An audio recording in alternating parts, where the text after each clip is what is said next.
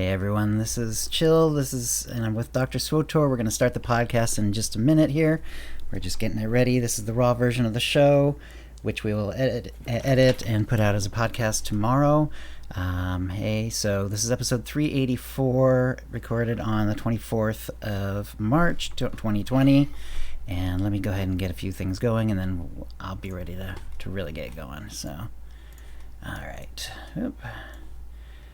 I don't know if you can tell, but I'm fighting a bug, unfortunately. Let's get that going. Yep, stream looks good. And Chill, before we go live, what's your quote to open the show? It's in the show notes. It's the one about never underestimating a droid. Never underestimating a droid. The podcast that never underestimates a droid. Oh, okay. I know you like to have a little rejoinder. That's awesome. Right. Which I appreciate. It's kind of cool that you... And you can always say something random, too. I mean, that's fine. That's perfectly valid, Where does it say that in the show notes, though? Page 2, oh, there it is. Introduction. I got it. Okay. Yep. I always change that sentence. Hey, Intisar. Hey, Bodhi. So you guys are getting behind-the-scenes stuff going on here. Oh, nice. Yeah, a lot of people working from home, or unfortunately not working, or working in, conditions where they could get a potentially serious or deadly illness. Yeah, times are a little nuts right now. So... All right. Do you need another minute, Doc? Or are you ready to go? Is your Audacity rolling? I didn't hear the answer to that. Yeah, it's rolling, but I do want a second. Okay.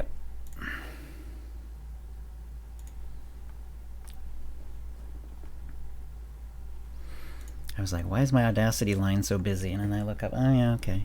My heater fan's going on for some reason. It's like not even that cold out, but I guess it just barely clicked it over. It'll be off most of the time, I'm sure. It doesn't really matter. I always clean it up. For the podcast, I can clean it up pretty easily anyway. Hey, Doc. Hey, Marcus. All right. Doc just needs a minute. Let me go ahead and retweet the OotiniCast tweet then, since I've got a moment.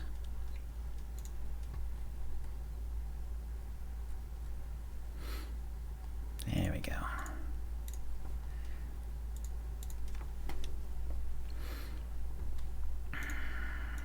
Good to go.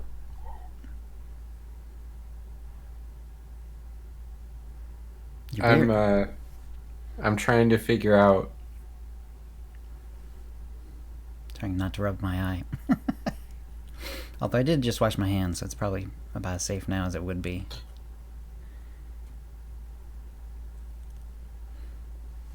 All right, I gotta do it. Something's in my eye and it's just bothering me. Okay. Okay, I got a line. Okay. All right, we're going in 5 then. Let me have a little water. Okay. Hi, and welcome to the OotiniCast, the podcast that never underestimates a droid. This is episode 384, being recorded on Tuesday, March 24th, 2020. I'm your host, Chill, and with me is my co-host, Dr SWTOR. Hey, Doc. Hi, Chill, and I promise I will earn your brother's saber one day. Excellent. What you been doing in the game? Well... And actually, outside of the game, fill us out in live too, because things are going crazy for everyone. So we might as well hear what's actually happening as opposed to in the game just this week. Okay, well, clearly outside of the game, I'm not writing show notes because I'm looking at what I'm supposed to talk about today, and everything with my name next to it is blank. So here for paperwork. Yes. I've done some things in SWTOR though. Our Thursday night team made it to the Terror from Beyond in Nightmare Master Mode difficulty. Mm-hmm. And that is crazy. I don't think I'm good enough. We'll see if I can get better. It's terrible. Right. People who do this for fun are a special kind of person, and I just want to give them props and respect because the game definitely does not, in my opinion, train you to think the right way to be ready for a fight like that. Okay. Um, on Sunday, we made it to Revan in veteran mode for my Sunday night team. So that was a big deal because we were stuck at the Walkers about a month ago. We decided to switch some classes and switch some specs, play the other ops that are easier on veteran mode, and kind of do a training month to get ourselves ready with our new setup for our team. And so this was our first week back in Temple of Sacrifice, and we beat the Walkers, which is boss encounter number 2, on the first poll. And Nice. then we were able to prog through the Underlurker and Nice. iron out the kinks there, and the Revenite commanders we also beat in one poll. So we actually got almost an hour in our 2-hour evening on Revan and just learning the first floor of that fight, and that's the first time I've ever been there. Oh, that's sweet. So yeah, I have 2 Apex operations bosses that I've never been to before, and so that's what I've been doing. And I cleared Conquest on a few tunes from I've been setting up my other sorcerers so that when my main one clears Conquest, I can pass the gear to a different one and have the same stats and everything, but get Conquest on that other one. So I have that up to 3 different sorcerers right now that I can hit Conquest on during ops. Yeah. Because Conquest points come from everything. So just trying to play smart and get extra stuff. And, life is a little different. I'm teaching my classes using GoToMeeting and Zoom now. That's right. Instead of heading to campus. So I've had 2 teaching nights that way so far. And I had 100% attendance in both of my classes. So that's always the biggest concern when you do something outside of the ordinary. Is everyone going to stick with the program, or are they going to... I mean, obviously, I'm not going to penalize them for missing class these first couple weeks, but you do get points in my university for attendance. So if they don't give me something that I can score, then they don't earn those points at all. And I'm, they got to meet me at least part way on that bridge. But everyone showed up and everyone participated, and we have the Brady Bunch class going on on the screen. So you get like 20 squares on the screen of people, and luckily I have a mute all button because they're not all gamers, so they don't have the hot mic. I can't just say hot mic and people get shame and fix it. Whereas, like, I'm used with my raid team, someone says that in a bit of an impatient way, and everyone knows, like, ooh, I gotta go back to push to talk. Right.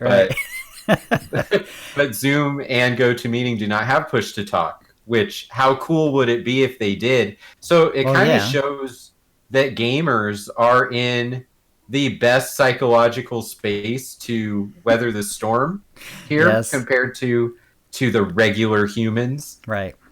So that's a lot of fun, and I'm still working in my Star Wars slides. I go out of my way to do that on at least one slide every lecture, and I put one of them on Twitter this week because it's a new slide. So I'm teaching a class that I've been looking forward to for the first time ever. Nice. And it's sad that I'm not in a classroom for that because I have been looking forward to this for 6 months. Sure. But the slide was really well received. I got some thumbs up in my Zoom meeting. It was about not falling into the dark side as a helper, as a counselor, and realizing that it's okay to be realistic and it's okay to acknowledge limitations for people, but you don't want to become cynical and you don't want to discourage people with that realism.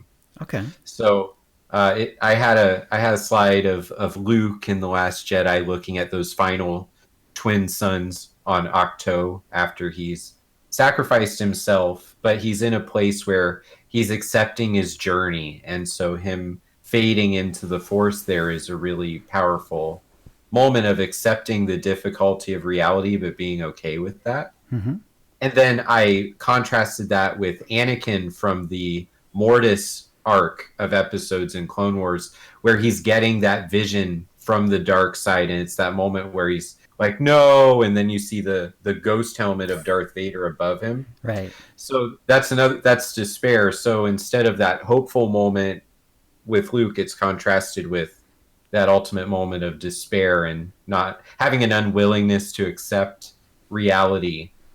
And the rest of that episode, until his mind is wiped, he completely embraces how futile everything is and becomes a dark side adversary for his friends. So Star Wars was a great window to talk about how we have this role. We see all the devastation in the world. We see the mental health issues up front, close and personal. Right. And we work to help people. It's easy to get worn down. So I know that this isn't SWTOR, but it's definitely Dr. SWTOR stuff. And so just my gaming world and my teaching world are very close to becoming unified, because all of it occurs through that webcam. That's right. Yeah. Yeah. So you would say I'm that like podcasting has kind of helped you for this particular moment in your teaching career? Well, podcasting, but I also have been doing telehealth counseling for the last 4 years or so. Mm-hmm. Actually, 2015. So I have 5 years of experience helping people through a webcam, and now it's different since I moved west. All my sessions are done that way. I don't have a physical office here in Arizona. Right. So you become very comfortable doing psychological talk over the virtual phone calls. Yeah, but also as an online instructor the last 3 years, I actually did a in-service training for the undergrad psych department, because all of their professors are being kicked out of the classroom. They've never taught online before. So last week I recorded a 1-hour training for them about different apps and different things you can do to create online interactivity for your classes. I published an article 4 months ago about using OBS to record video lectures, and that's cool. That's becoming something people are very interested in right now, because they don't have the comfort zone of, I'll just meet my students in a classroom right now. Yeah. So I've never used GoToMeeting or Zoom. Do you put like virtual Star Wars scenes behind you on that, or do you do something a little more like, do you just put a blank wall behind you, or does it allow you to? GoToMeeting is not as cool as Zoom. Zoom will let you create a background, and in fact, it actually has some kind of programming in it where you don't need a background behind you. It will do its own job trying to figure out what parts of your webcam image are you and what parts are not. Okay, cool. But so like right here, I'm wearing a black headset. Mm-hmm. The funny thing about Zoom is it'll make parts of my headset disappear while I'm talking, right? And then it'll come back, because it's trying tell, so hard. Yeah, it can't figure out why I look the way I do. The little software that could, it's really trying to figure out what's going on. That's cute. Yeah, so I mean, there are things you can do with OBS and Discord that are ahead of the curve, actually, than things we use in education. And it's an interesting time to try to teach people, for sure, because now the people who have been doing this decades longer than me kind of would benefit from the things that I've been doing just for fun to see if I can. And now I'm in a good place. So SWTOR's been good. Teaching's been good. The world is not good. I would give it a D+ right now. Right. So what's your take on that, Chill? Who's with us today, and where are you coming from? All right. Well, I'm coming from my home as usual, and we've got a pretty good amount of people here. Not too surprising. There's a lot more people at home than normal. 24 fan lovers here. Hey, 24. He's on my streams a lot, so I recognize him, of course. Bodie is here. Eric 4678. Hallie W. I'm guessing at the pronunciation. Intisar Nor. Kitty is here. Kitty Kisses. Kogas. Mako is here. Mako Marquis. He's also on my streams a lot, so I recognize him as well. Kynex, I'm guessing at the pronunciation there too. Squishy Twitchy, That Duck Sauce, VNK, Vinar Zeros, Virgo Praz, and X Zanker are all here. And I've seen Marcus, Working Class Nerds. I've seen Dekion. For some reason, the list just hasn't updated.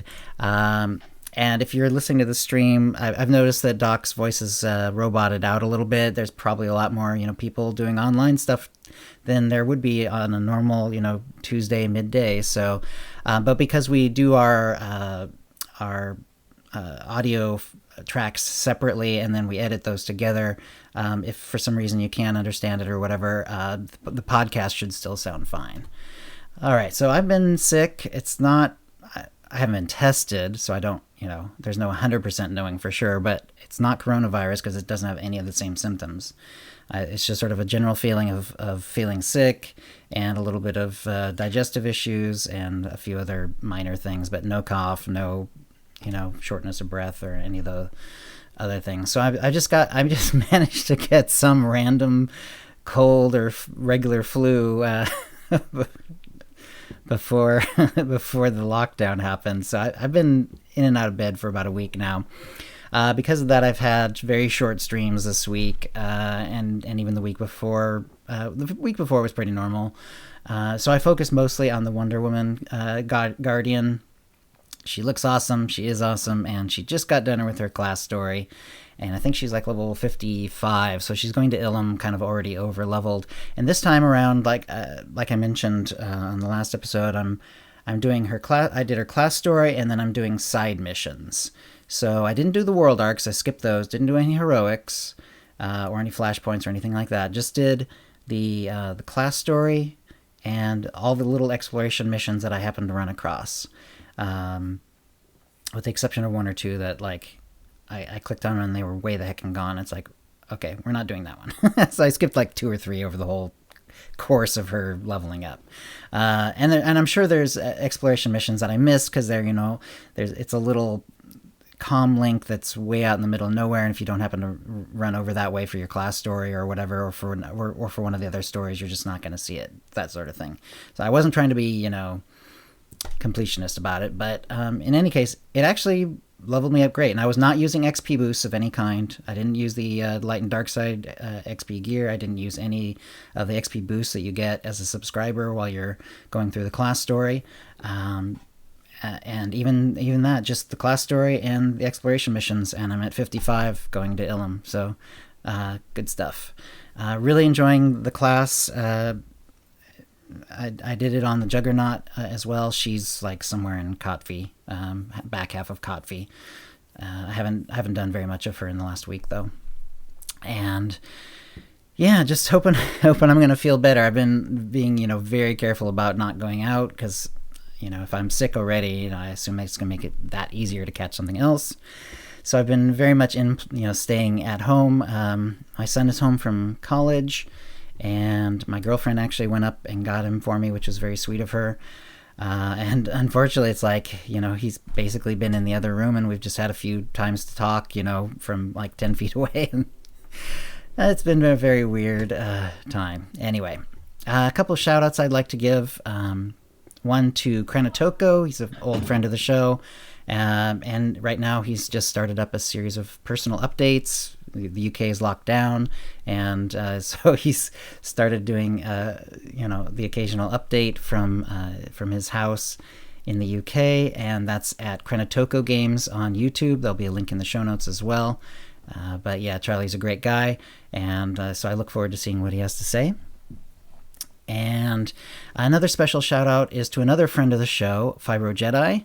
Fibro has had a really tough time recently. His mother passed away very recently, like just days ago. and now he's also in the hospital himself, having suffered a seizure, and even worse pain than usual. And as someone who has fibromyalgia, he's in pain constantly. Only the amount varies, and so he's experienced with extreme pain, and this has been even worse than usual. They seem to have figured out the cause, and they're working on it. So here's hoping for his swift recovery, so he can get the heck out of that hospital, and back to a healthier place. But anyway, he does several things online, as you probably know if you've heard the shows that he's been on, or if you follow him online. Right now he's just doing Twitter, so I'll put a link to his Twitter page. It's just twitter.com/FibroJedi. And so so if you're a fan of Fibro, give him a contact and let him know that you're thinking about him. So he's a great guy. And anyway, so with that happy note, let's move on to the tip of the week. We do have a tip of the week from Droid Dreamer. Let me get a little water here. Thank you. And Droid Dreamer writes, Friend of the Force is my favorite tactical on my Tank Assassin. It allows you to apply the protective effects of Force Shroud to a guarded ally, shielding them from burst DPS and providing a purge effect. This is fantastic in Hut Ball if you're guarding the ball carrier. Here's the tip. Currently, there is no range restriction to this effect. While you must remain within 15 meters of your ally to grant the full guard protection, with Friend of the Force Tactical, a Darkness spec Sith Assassin can extend the Force Shroud effect even at very long range, as long as you put guard on your ally before they go out of guard range. And then you can just watch your ally's health at a distance and pop Force Shroud when needed. Very cool. Yeah, I that would be awesome, and I assume that would be even better if you're like duo queuing. But yeah, that's really clever, and it's kind of cool to know that does in fact work outside of the traditional guard range. So because go ahead, Doc. So I'm listening to this tip, and there's a part of me that feels like it's not supposed to work that way, and us reading this on our episode is going to ruin it for all tank assassins in the game. Because now BioWare will hear it, and they're going to add this to their patch notes for next time to take it away, because they are on an endless jihad, holy war against us having fun with our classes. So, thank you, Droid Dreamer, for the tip. But if you have a really good tip, you might not want to send it to OotiniCast, because Eric will get excited and tell the team to remove it from the game. Well, yeah, probably not Eric right now. He's off having a kid, but yeah. The Eric proxy. The Eric proxies, yes. Some of the temps and so on. Okay. Well, by not so random allotment this time, the winner is Droid Dreamer. Congratulations, you're the winner. Congrats. Of a Ton Fun or M83R Droid Pet Code, or now you can also get an M2B9 Droid Pet Code, courtesy of BioWare, and an OotiniCast provided Cartel Market Pack from the latest shipment. I understand you were too busy. You were not able to get a Mind Trap done. That's fine. Oh, yeah, too busy. Understatement of the year. That's right. Man. And this is quite a year to be worrying about understatement. That'll bring us to the Holofeed. So there's a few patches. There was a little patch that came out 3.13, a little after the last show. That was 6.1b. There was only a couple of patch notes there. The health of most non-boss encounter NPCs has increased in all difficulties for the Karagas Palace operation, and the effects of Bolster been increased in Master Mode operations. The changes being made to alleviate concerns around the removal of the Veteran's Edge player buff in 6.1. So a little bit of a rebalance, and then the sort of semi-taking away of the Karagas Palace. We've talked about this over a few shows, where basically just if people who want to just get a bunch of conquests done, they just make operation groups, go into Karagas Palace, clean out the trash before the first boss, and then reset it and wash it a few times, and it's done. Presumably that'll make it harder. Someone will always find something, whatever the easiest way is. Somebody will find it, I'm sure. But apparently that one's been hammered down a little bit, because apparently that one was really kind of getting out of control. There's also 6.1c. That one's coming today. It should be up. In fact, I think I saw SWTOR's tweet that the servers are back up, so this one must be up now. 6.1c. Due to being overhunted, many of the enemies found around the entrance of Karaga's palace have run away. So, well, there you go. Did it a little bit more. So, and apparently I've seen in chat, people are instead doing some of the trash like after the first boss. So they do the first boss and then they run and do the next trash and whatever. There's always going to be something. Well, so, I want to just talk about this for a second, Chill. Mm-hmm. This group of mobs in Karaga's palace is always the first target when people decide there's an experience grind. I remember this with the Knights of the Fallen Empire when we started getting those command levels. And right. I think the problem is when your entire system is based on leveling up this way, it encourages people to want to kill enemies. And then, so they remove enemies because we found a good pack of them. Right. And so we're going to find another pack of them somewhere. Right, like the bug hunt that got sort of nerfed the bug as well. hunt is the egregious example, but I remember there was a heroic on Tatooine once that people would just never finish it and run around and kill things, maybe 4 or 5 years ago. And I don't know if they nerfed that or removed those enemies or anything, but my point is I kind of feel like it's a low blow to the people who are letting their life drift away in Karaga's palace. Like, if they want to do that, I kind of feel like they should let them. Right. Because it's part of the game. Like, what are you going to do? Remove all of the mobs that are easy access until there's... obviously they're not going to do that. So it's just the fact that the fleet chat is constantly, KP farm, need 3 more, any roll. KP farm, need 5 more, any roll. KP farm, KP farm. Right. And, same thing with Hammer Station. Like, Hammer Station is the Flashpoint version of this problem. Like, it's the only Flashpoint you're likely to get if you use Group Finder now, because people don't actually want to play the game. They want to finish missions that get turned in, or they don't want to actually do the rampage. They just want the renown experience, or it's right. It's silly, but MMOs have always dealt with this. Yeah. And so I don't know if making the enemies run away is the right solution. Those mobs are useless anyway. There's really no reason for them to be there. Yeah, they're way off. Most of them are way off to the side. It's like you don't have to kill them to get to the boss. Yeah. Yeah, I feel a little sad when I read this in the patch notes because it's so silly. Like, I have nothing to do in my life, so I'm going to play 14 hours straight of before the first boss of Karaga's palace. So what? Let him do it. Let him do it. Like, right. Okay, that's my rant. All right. There's one other one other bit from the patch notes from today. Fixed an issue where players were able to intentionally evade the effects of Revolster, allowing them to be level 75 in Scum and Villainy Operation when the intended player level is 70. I don't know how they did that, but apparently they did, and that's apparently fixed. So there's a few little notes here about like what bugs they're working on. There's Lord of Pain 4-piece set piece bonus is broken. They're looking to fix that in 6.1.1. The Mexshaw Heroic Mission Turf War. They didn't have they are working on it, but they don't have information on when it would be available again. So there's that one as well. Then there's a PTS update. I don't necessarily know if we want to get into everything on the PTS because they can change, but we kind of hit the highlights and sort of see what they're generally looking at. Some of the conquest changes. Conquest will have a minimum level of 10. And they said that this is to prevent overloading new players to the game with too many systems. Okay. I guess that's fine. I know from like leveling characters over and over, it's like on Wonder Woman, it's kind of hard to get Conquest that first week. I usually manage to do it because if I do enough of it.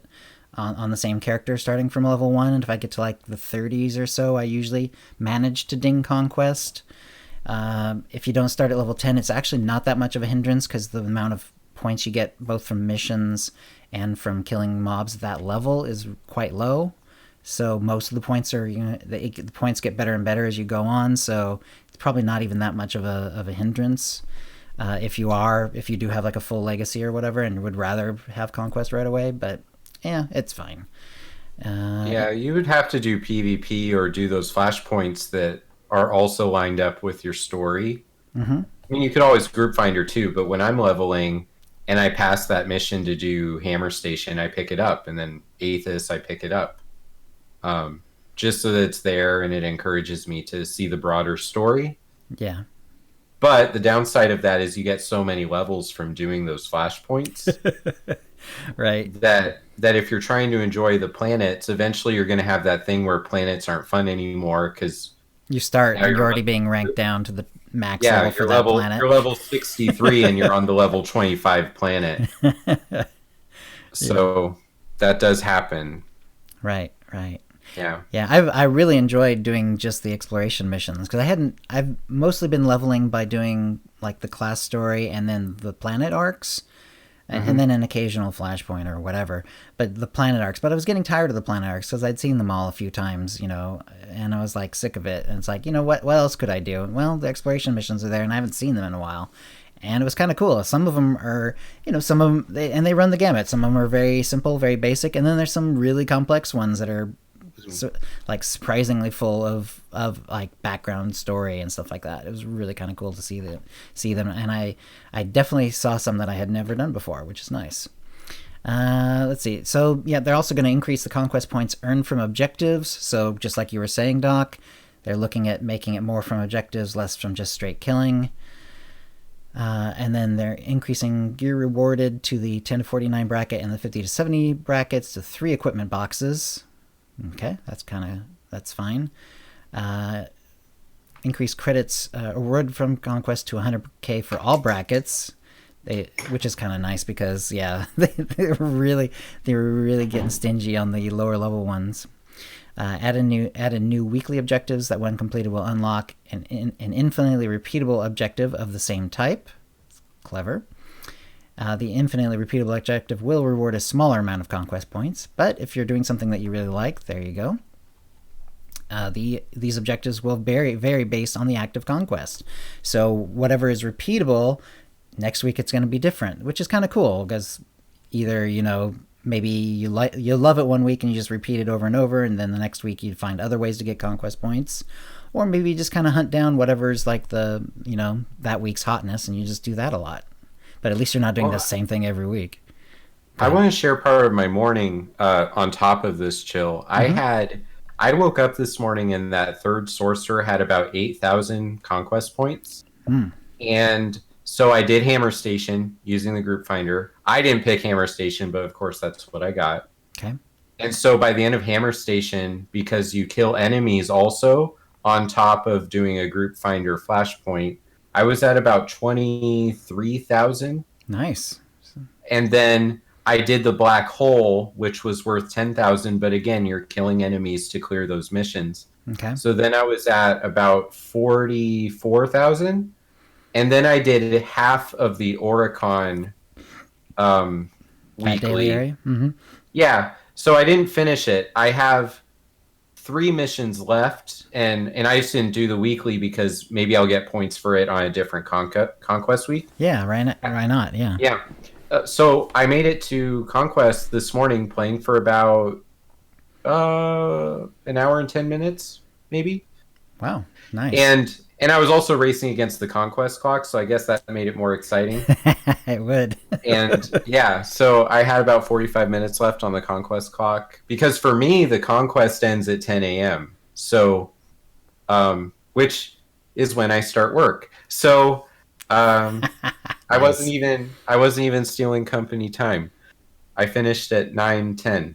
Perfect. My time. So my point is, even though we're at 50,000 conquest points to get that personal reward, and then at the end of the week you get your guild reward on top of that if they made their goal. the way that these missions, these little challenges work, they give you the big chunk of conquest points. Mm-hmm. It's not that bad. You just have to think about what what am I required to do as a player to clear that? Because you'll see something's worth 5,000, but also doing it, you're probably going to net about 2,000 more. Right. Unless it's crafting, right? You're not killing any enemies by crafting. Right. But I found that Conquest is super easy, and it really just encourages people to play the game. Yeah. Yeah. Right. It was a few weeks ago, and one of my characters, I noticed it was like the last day of Conquest. Well, it was Monday. I don't usually play Tuesday mornings. And so, and I had quite a ways to go, and I just kind of looked at the things like, okay, we'll do war zones. And like 3 war zones later, I was done, because war zones are pretty efficient. And that was a lot of fun. So yeah, it kind of keeps your eyes open for like doing other things, which is really cool. They do say that we feel Conquest is still not at the point where we want players to experience it as it's meant to be, and are working to make more changes. They should have a mock Conquest a week finalized and ready to be posted next week. As more changes are made, they'll keep the thread updated. And that was the 13th, so it's probably on the PTS now. And then the master mode nature of progress operation feedback. I don't necessarily want to go into every detail of every change they're looking at, Doc, but if you see anything that hits you funny, go ahead and let us know. I don't want to talk about master mode nature of progress at all, Chill, so have fun. I'll just listen to you. That's fine. Basically, it's just a bunch of balance changes, and they changed, like there were like 3 different drops of like slightly different changes on the PTS. It's cool, but yeah, it's free for people who are doing that. So bounty hunter and trooper class changes. They had a few. There's not a lot of class changes for any one class, but they did have some rebalancing and so on. Let's see. So Power, Protect, and Vanguard. The Veteran Ranger set bonuses changed. 4-piece dealing damage with shoulder cannon grants salvo, increasing shoulder cannon damage by 3% for 5 seconds. The effect can stack up to 5 times. In addition, while shoulder cannon loads missiles, you vent 2 heat per second. And I thought this kind of puzzled me a little bit, actually. I thought the while shoulder cannon loads missiles, you vent 2 heat per second was kind of cool, because it actually takes a fair bit of time for it to load everything. But dealing damage with it increases shoulder cannon damage by 3% for 5 seconds. Doesn't feel like very much of a damage increase, like, at all. Well, how much damage? I mean, 3%. Even if it stacks. Yeah. Because you only get, what, 4? I guess you can get... There's probably a way you can get 5 cannons, but it's like 4 or 5 cannons. It can stack up to 5 times. I don't know. So that's like 15% extra damage, but only for the last one. They do about the same amount of damage as like a regular hit, like your spammable ability, the one that costs energy but is spammable. It's kind of like in that range. So I don't know. I think the 2 heat per second venting of heat is going to be a lot more useful. Oh, okay. There is one way you can get up to 7 of them though, so that's kind of cool. So yeah, I guess if you're going for a full shoulder cannon spec, maybe Veteran Ranger becomes very powerful.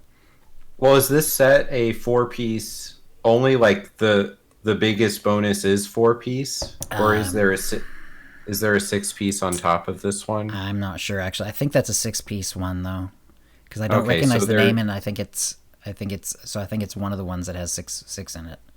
Because if it was one of the ones that had 4, I would see it by now.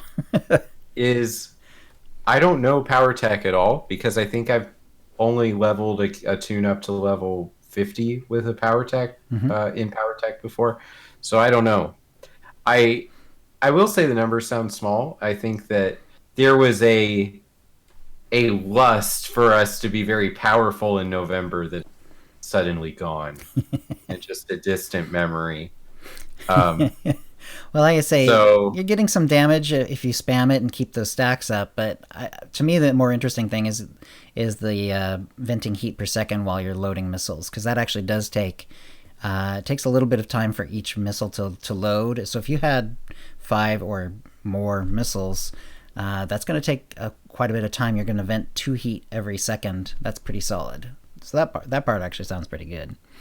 Mercenary Commando, Arsenal and Gunnery, Power Launcher, and Charged Launcher now increases, which is a passive, now increases the damage of Rail Shot or High Impact Bolt, Tracer Missile, and or Grav Round, Heatseeker Missiles, or Demolition Round, and Electronet by 10%, up from 5%. So a little bit more damage there. Agent and Smuggler changes. Operative and Scoundrel. The Tactician set bonus has been rebalanced with the 4-piece set bonus. Tactical Overdrive or Hot Streak no longer resets the cooldown of Backstab or Backblast. The critical chance increasing effect cannot occur more than once every 18 seconds, up from 10, and the crit chance it provides is 10%, down from 15%. So straight nerfs all across the board on that one. Yeah. It's like, we will give you a stimulus package, but raise taxes by 30%. Ha ha! Right. Well, the crit increasing in 18 seconds up from 10 is pretty nerfy, and the crit chance it provides is 10% from 15 is already pretty good. But no longer resetting a cooldown, that's always a big deal. Like whether you can reset a cooldown or not is a pretty big change. So that's a pretty solid nerf there. Yikes. And then Medicine and Sawbones fixed an issue where Kolto waves did not appropriately generate tactical medicine or bedside manner when used with the Regenerative Waves tactical item. And then something tactical item, it just says tactical item. The effect provided by Diagnostic Probe lasts up to 15 seconds, up from 6 seconds. So one bug fix and then one slight increase there. Concealment Scrapper. Prey on the Weak, Pierce, and Batter now increases damage done by laceration or sucker punch by 10% on targets affected by your Acid Blade or Flechette round, up from 5%. So that's just a solid increase for that spec. And then Calculated Frenzy and Rolling Punches now increases range and tech crit chance by 10% after Backstab or Backblast is used, up from 5%. That's a lot of extra crit. So that's nice. And then Lethality and Ruffian. Cut Down now increases the damage of Lethal Strike, Point Blank Shot, Overload Shot, or Quick Shot, and Noxious Knives or Lacerating Blast by 15%, up from 5%. And increases the damage of Shiv and Blaster Whip by 10% on targets affected by your poison and bleed effects. So solid upgrades there. Acidic Compounds now increases the Toxic Blast or Sanguinary Shot damage by 10%, up from 5%. So yeah, just straight damage increases on that spec. Let's see. And then Sith Warrior, Jedi Knight, Carnage, and Combat. So Sever and Saberstorm now increases the crit chance of Devastating Blast or Clashing Blast and Massacre or Blade Rush by 15%, up from 10%, and Ataru Mastery increases the damage dealt by Ataru form attacks by 5%, up from 3%. So just little buffs there. Yeah. It tells you something when everyone's going down, but they're bringing Marauder up. Overhammered. Yep. And let's see, there is a difference between sages and sorcerers for the Tempest of Ro tactical. Apparently the dot spread is bugging on one class but not the other, so they've given that information to the team, but they don't have any information on when that will be fixed. So there you go. And then let me see what's the next bit here. Yeah, there's a big update on like exactly what all the potential ability or activities you can do at every level. So 10 to 49 has a bunch of them, and then is it 51 to 70? 51 to 70, yeah, 50, 70, and then 71 plus. So we don't really need to go into all that. It literally goes on for pages. But read the official patch notes if you're interested in Yeah. seeing those lists. Exactly. We're not doing a 5-hour OotiniCast today. Right, exactly.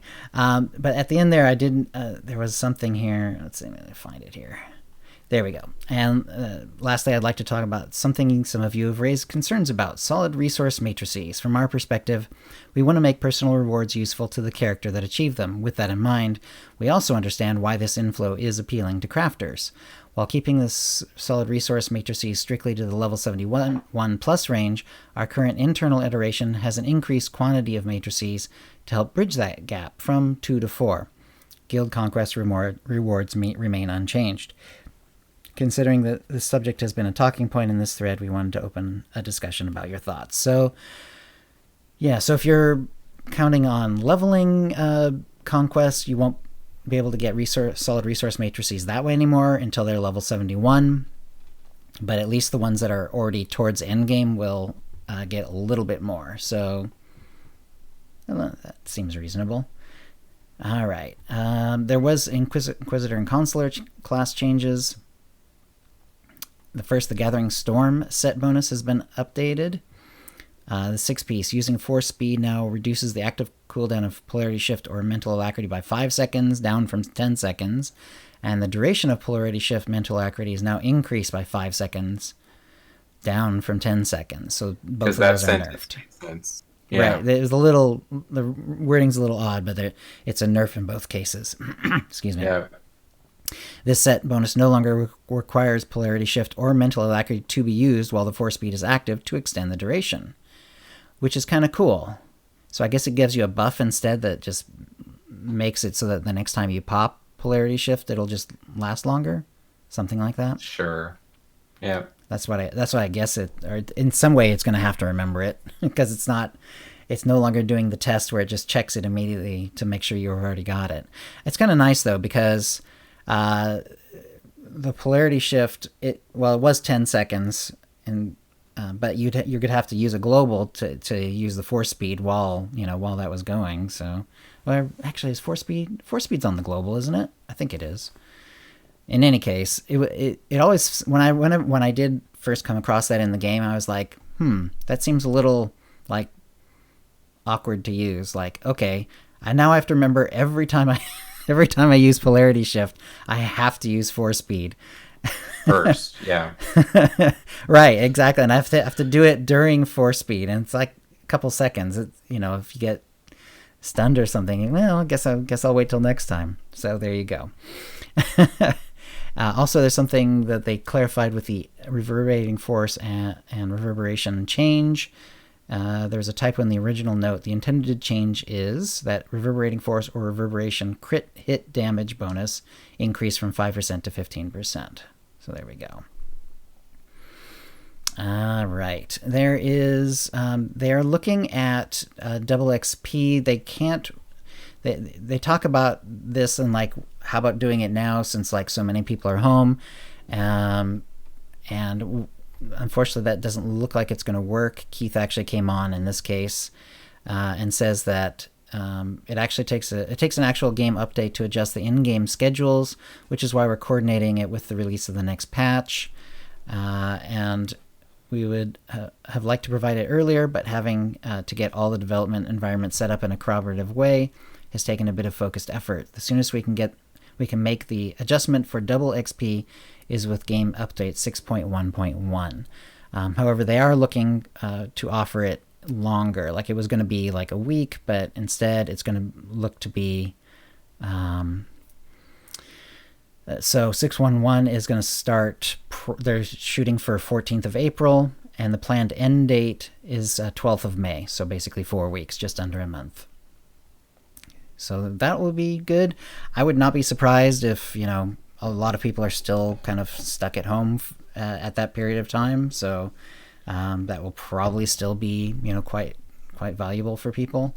And it's always valuable, even if you're having a normal schedule and you just play a little bit in the evening, having double XP is nice.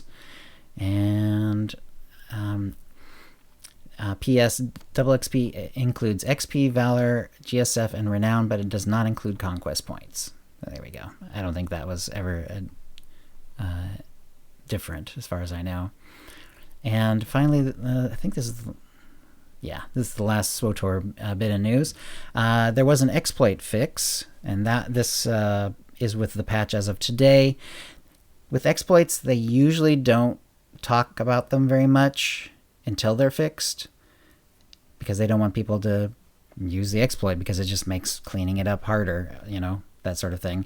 The 1 or 2 times that we've ever seen them actually talk about exploits before they fixed them is where it was sort of like very common or very easy to do, or a lot of people were already doing it or whatever, and they just wanted to let people know that they were going to be having to do various sorts of punishments because of an easy to use exploit, and they wanted to let people know that they did consider it an exploit and that people should stop doing it.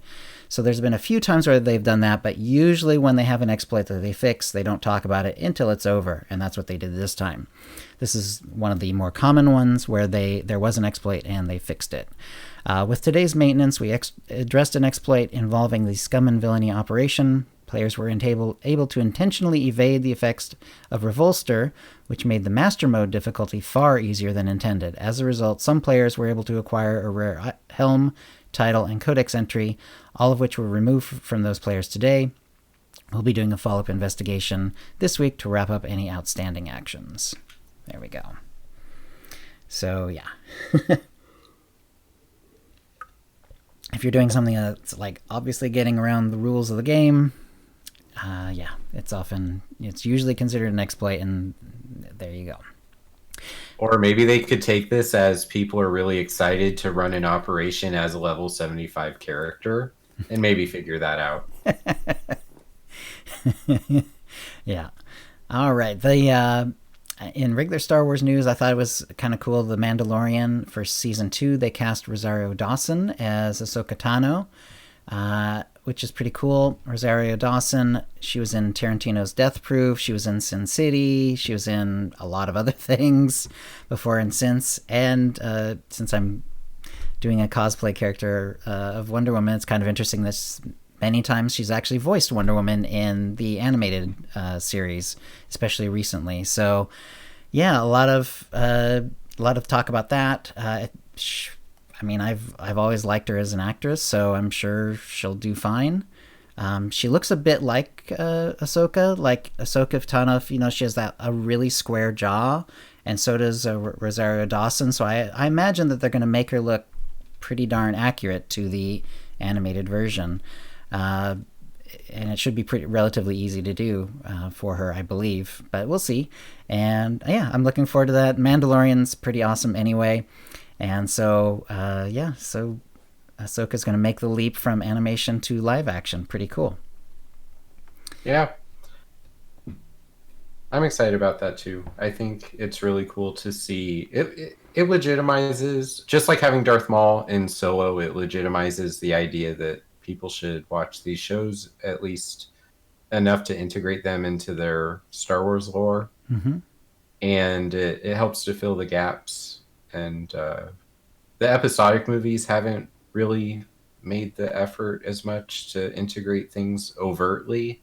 There are some more like behind the scenes or different objects sitting places where you can infer that. But the ending of The Mandalorian certainly showed us that they're integrating this story into the broader all of Star Wars. So that's a nice move for people who follow all the stories and not just the dogmatic approach of the episodes. Okay. Yeah. Dekion saying that he wants them to dub Ashley's voice. I assume they won't, because Rosario Dawson's a pretty well-known actress. It'd be pretty strange if they dubbed her over. I mean, I guess they could, but all right, I've got a workaround. So Hayden Christensen is the Force Ghost for Anakin in Return of the Jedi, which sets a precedent that people's presence in the Force can revert back to their younger selves upon their death. So Rosario Dawson is playing the 30-year-old version of Ahsoka Tano. I read somewhere that she would have to be in The Mandalorian. She would be in her early 40s, and which is almost exactly as old as Rosario Dawson is. What age did you say? I couldn't hear Early you. 40s.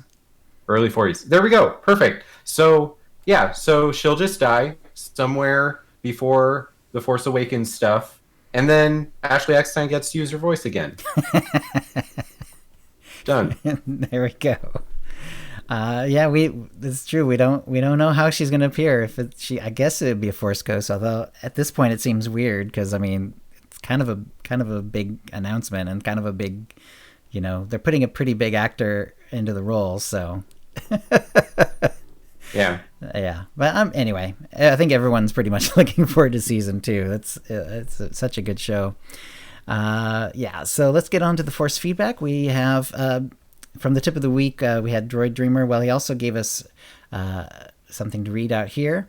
And Droid Dreamer wrote, my wife and I recently celebrated the birth of our son Cassian, named after Captain Cassian Andor of Roger 1. Congratulations, Droid Dreamer. Having a kid has triggered strong protective instincts in me. That's in real life. In SWTOR, I also have protective instincts. I play and enjoy all 3 tank types in PvP. I really love the support role and guarding my allies. Can you and Dr. SWTOR please discuss the psychology of tanking? DPS psychology strikes me as easier to understand. Kill them all. Healing psychology is about restoring and supporting one's allies, but what about tanking? What motivates a player to put aside DPS instincts in favor of the secondary role of guarding allies? And I'd love to hear what you and Dr. SWTOR think about the psychology of the tanking role. Did you want to take the lead on this, Doc?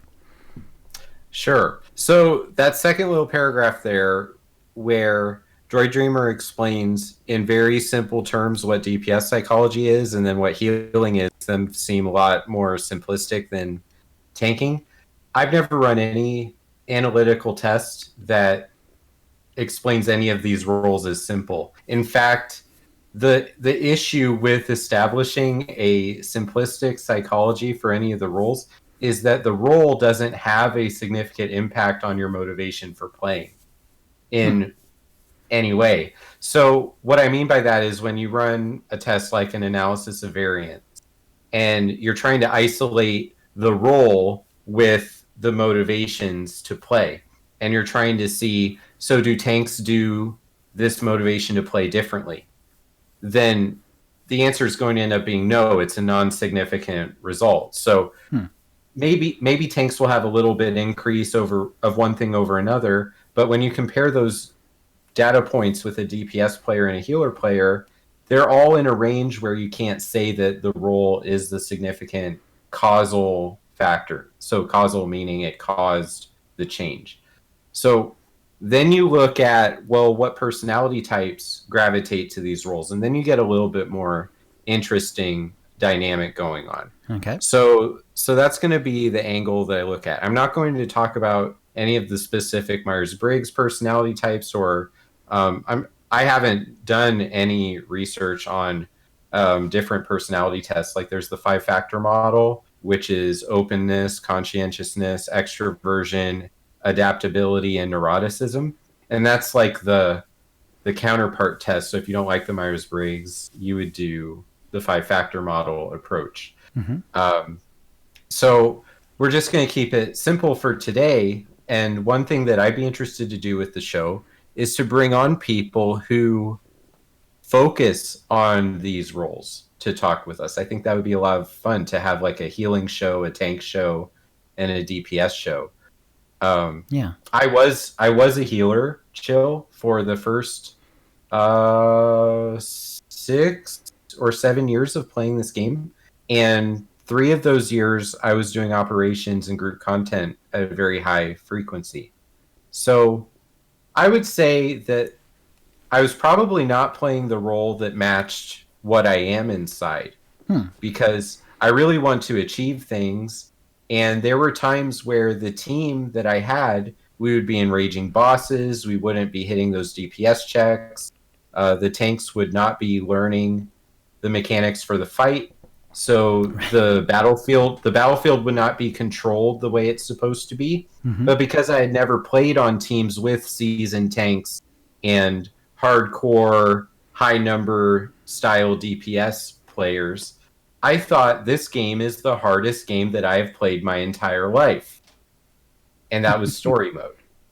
So the the other thing to consider is, what are you playing? So the people who play tank but they only do veteran mode flashpoints or the story uprisings for small group content, or they stick with the story mode ops and they don't add those extra layers of complexity. Mm-hmm. That mentality works just fine until you add the layers of complexity to the fights, and then you'll find that tanks are not all the same just because they play a tank. So power techs, juggernauts, assassins, they're not all the same just because they're in a tank spec. But in general, you have a desire to organize and control the battlefield. That's what it's all about. So it's not important for you to do 15,000 DPS on this boss. I want to keep this boss powerless against the rest of my team. Right. So for the DPS, we have this sentence: DPS psychology strikes me as easy to understand. Kill them all. Okay, so yes, we want to kill them all and fast, and we want to put up big numbers. But on my Death Star Troopers team, I have this fun challenge that's going on in the background of all of our ops runs on Sundays with a player named Ven. And we do this Legolas and Gimli thing. If you like Lord of the Rings, you probably already know where this is going. Where my goal every boss pull is to beat him in Star Parse.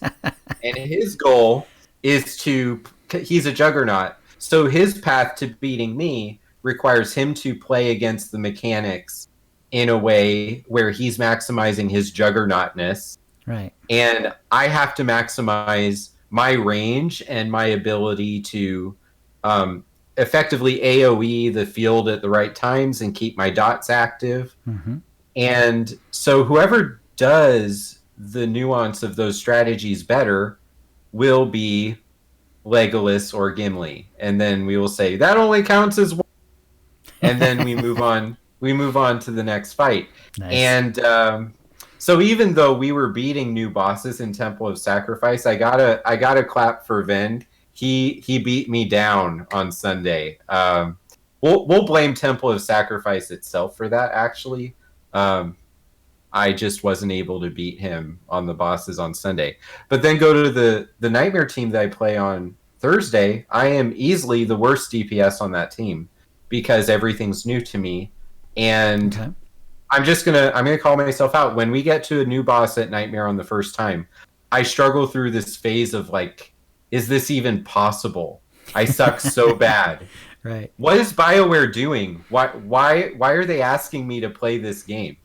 And then we go through some polls and we get to that boss the next Thursday and it gets a little easier and I start to understand how my class fits.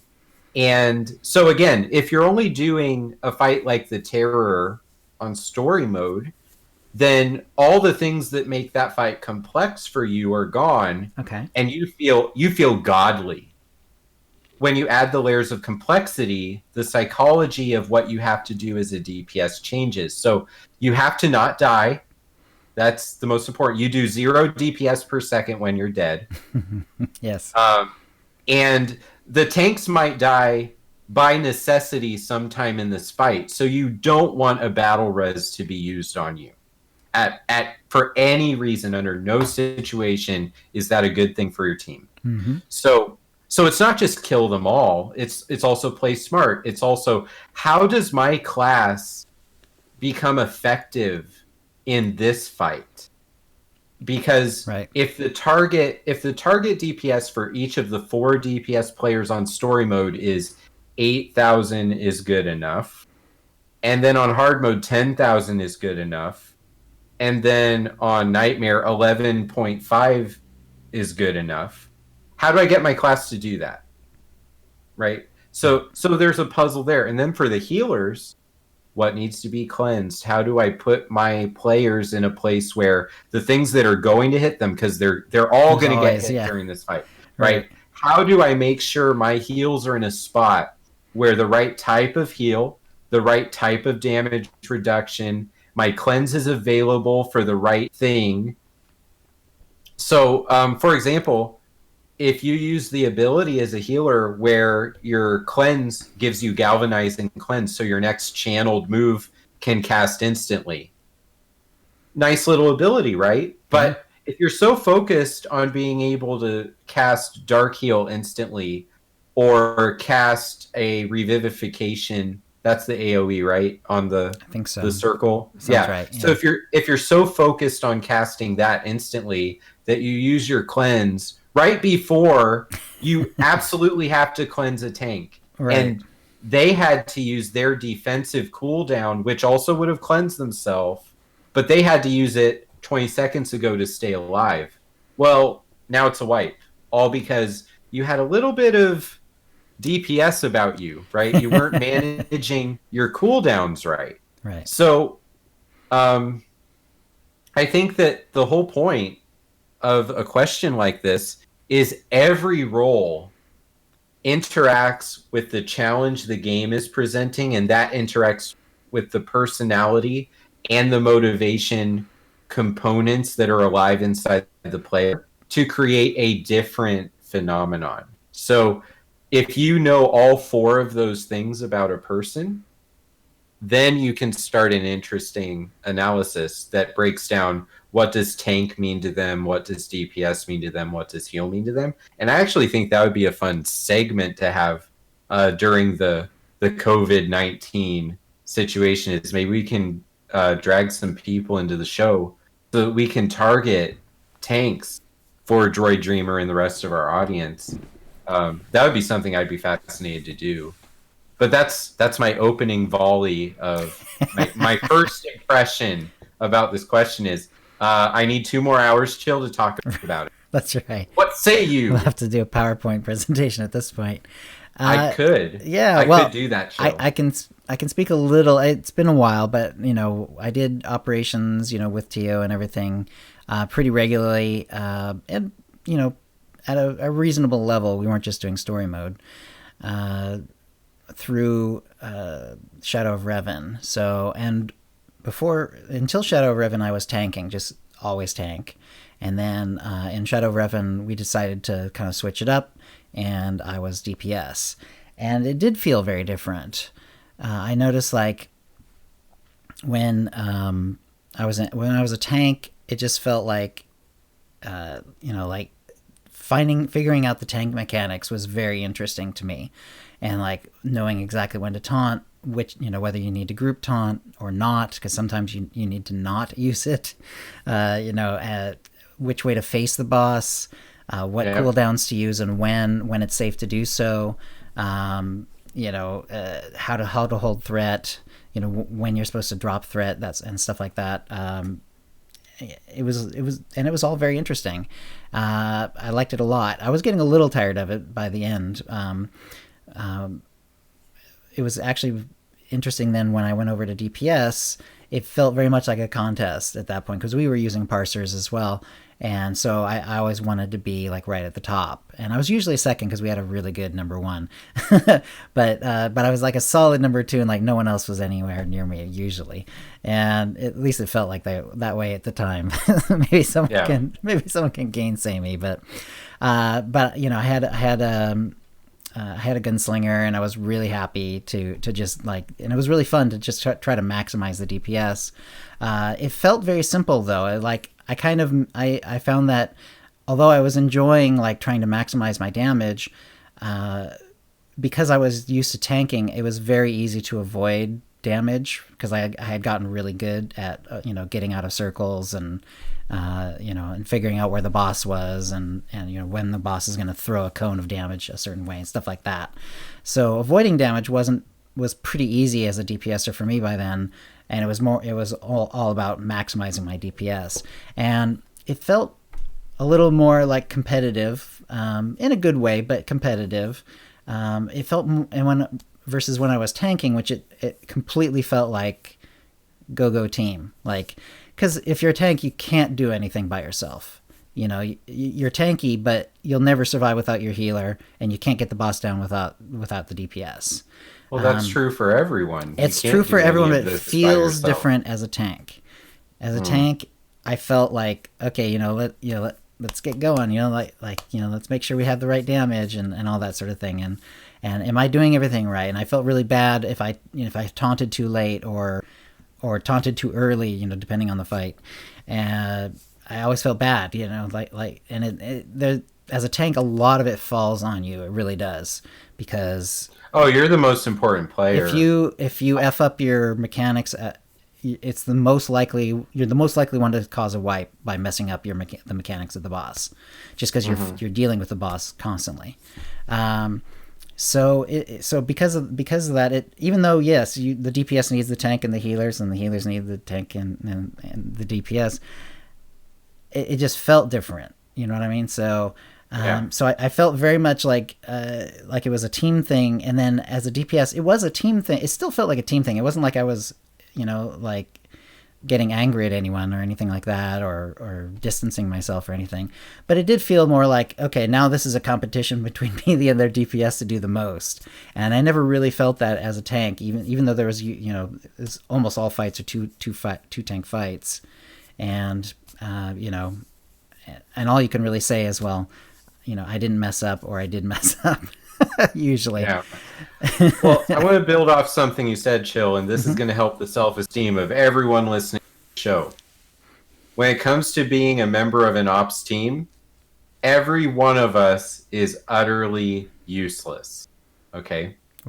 We need the other 7 in order to do any of it. Oh, okay, yeah. Okay, I gotcha. Yeah.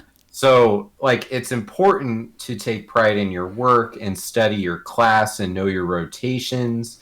So know how to build threat. Tanks have their own version of what a rotation is. Healers understand your flow, how your moves link together, and how to maximize the effective outgoing heals per second. Right. And DPS, your rotation is just how you stack up your moves on the boss and take it down.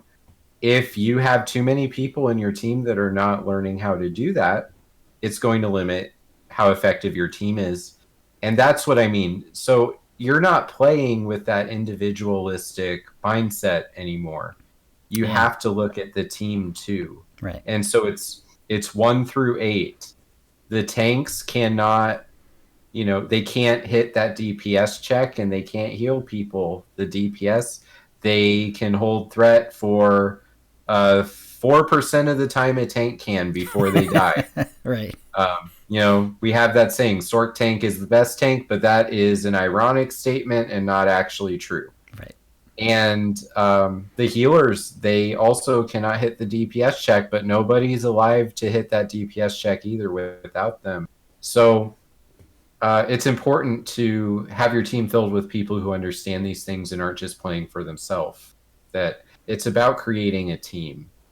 And so the psychology of what these roles are when you're talking ops is also very different when you're playing, when you're just grouping up to kill world boss, or kill all the ads in Karaga's Palace, or play a PvP match. It's all different. And so the psychology of what those roles are and why people choose to be them, it shifts based on the content as well. So we just talked about ops today, and I'm very aware of that too. Right. Clueless Hunter in chat is asking, do you have some tips for a DPS that wants to switch to tank? And he tanked in WoW, but I think it's a bit different for like a Juggernaut tank in SWTOR. This is a little bit different from what we're talking about. Like I say, it's been a little while since I've tanked Operation, but just in general, tanking is just different from DPS, because as a DPS, your mindset is, all I need to know is like what could come at me and what I need to do to avoid it. Is there a part where we all have to group up? Is there a part where I have to avoid, this part of the floor, or is there circles on the ground that are going to come up, or whatever? It's just a few things that you need to know as a DPSer. And then you'll find that when you're tanking, it's kind of different, because you pretty much have to know all the DPS stuff, because usually they affect you as a tank as well. But you also have to find out like what the tank mechanic is, because there's almost always, a threat change that has to happen, or something that has to happen. You have to block it with a certain NPC or whatever. So yeah, so just I would say like if you are looking to tank operations, just kind of start with just start with it in story mode, but keep an eye out for the specific tank mechanics. And I would say like just tank for a while, like because the DPS mindset is just very very different. Like you're trying to maximize every cooldown you can get. Tanking not so much. In fact, I remember there's definitely fights where as long as I had enough threat, I would sometimes just let my cooldowns come back up so that I could like, burst, do more abilities, when it was needed in a few seconds, as opposed to just always doing as much damage as possible. So it's all with tanking. It's just a very different mindset, and you're just yeah. I mean, and if you've done it in WoW, then you'll find it out it's similar in SWTOR because I did tank back in the day. Paladin, I think, mostly, and then Death Knight as well, tanking in operations or raids as they call them there. But the mindset is very much the same. It's like a puzzle. Like this boss is a puzzle, so it's like, what do I need to do to hold threat at the right time, drop it at the right time, take it off of someone else at the right time, and keep threat the rest of the time. Am I supposed to go pull threat off the ads, or am I supposed to leave them alone? Stuff like that. So specifically Juggernaut, I really can't talk to it, even though I'm leveling up both a Juggernaut and a Guardian right now. This is just leveling, and I'm just having fun with it. So I haven't done anything, as serious as operations with them, nor have I done it in the past. So I really can't speak to Juggernaut tanking specifically. But if you've done WoW tanking, I'm sure it'll come along. And it's just like I say, just look at each boss as a puzzle, figure out what you need to do as a tank, and I'm sure you'll be good. Anything else, Doc? Yeah, no, I agree. I think that's a good idea. I think for me, the reason I end up playing Sorcerer is really just tied to my own personality and what I think is cool about Star Wars. And then from there, I learned how to play my classes. But I created the character I wanted to be. And so that's kind of, I don't think about it in terms of like, it's a grocery list and I want to be able to, tank. And but then again, this was my first MMO, so maybe that's not actually how people think at all. Excellent. All right. I think then that's a show. If you'd like to play with us in the Teeny Knights Guild on the Republic side of the Satil Shan server, or in our Guild on the Empire side, do a /C join Utini to join the Utini channel. Then let us know you're a fan of the show. You can email questions and comments about the show to OotiniCast@gmail.com. Follow us on Twitter using @OotiniCast. You can find contact details for us all on our website, OotiniCast.com, which includes how to subscribe to us using iTunes, Stitcher, and the rest. We record the show live bi-weekly on Tuesdays at noon Pacific. Go to OotiniCast.com/live to find out how to join in. Our theme song is Doomsday by Jean-Paul Zogby. And thank you to the chat room, and thanks, Doc. Yeah, thanks, show. Stay well, everybody. All right, and we'll see you next show. And thanks for coming, everyone. I'm going to go ahead and stop the stream here, and I'll be streaming hopefully in the evening after I've had a chance to rest and then edit. So have a good one, and yes, stay safe.